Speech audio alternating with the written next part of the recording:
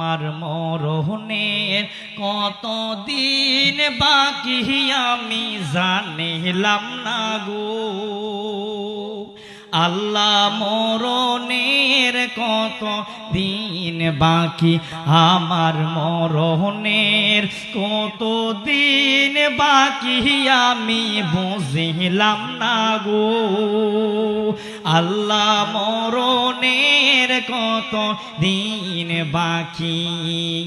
চক্ষু গেল কর্ণ গেল বয়স গেল বাঠি কথা কি বুঝতেছেন মুরব্বী বাবারা আগে যেমন করে চোখে দেখতেন ইয়াং বয়সে যেমন করে চোখে দেখতেন এখন কি আর আগের মতো চোখে দেখেন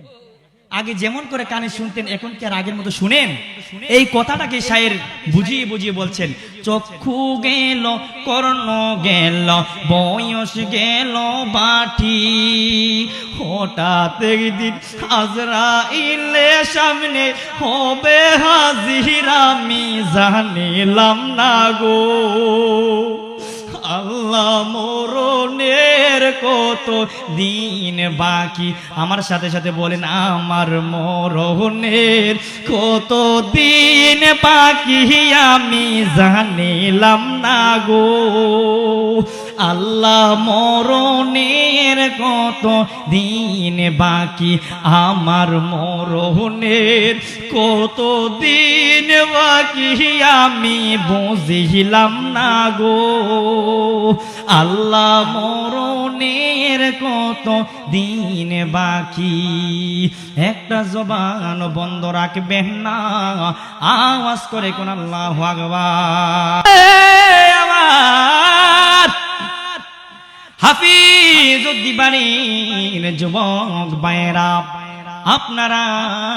যারা এখনো পর্যন্ত এদিক সেদিক ঘোরাফেরা করতেছেন বন্ধু বান্ধব নিয়ে আড্ডা দিচ্ছেন ফেসবুক ফ্রি ফায়ার নিয়ে পড়ে আছেন কিরে যুবক তোমার কি মৃত্যুর কথা স্মরণ হয় না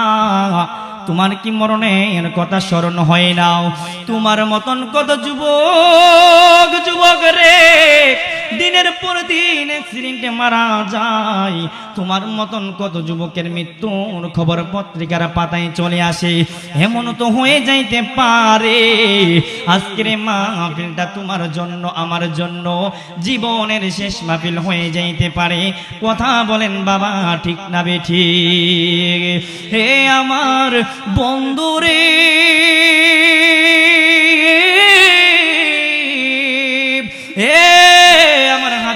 বাড়ির মুরব্বী বাবারা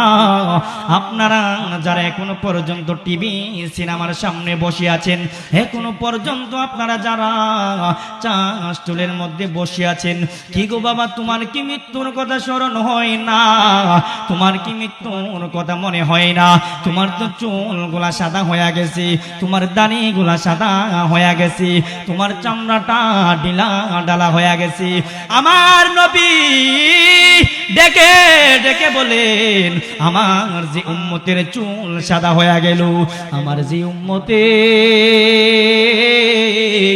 দাড়ি সাদা হয়ে গেল আমার যে উম্মতের চামড়াটা ঢিলা ডালা হয়ে গেছে তাদেরকে প্রতিনিয়ত মৃত্যু সিগন্যাল দিচ্ছে কথা বলেন বাবা ঠিক না বেঠিক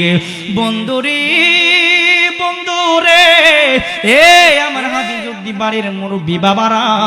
চাষ্টুনের ভাই আপনারা আপন নয় চাষ্টুনের বন্ধু আপনারা আপন নয় চক্ষুটা যখন বন্ধ হয়ে যাবে চাষ্টুলের বন্ধু আপনাকে পর করে দিবে আপনার সন্তান আপনারা আপন নয়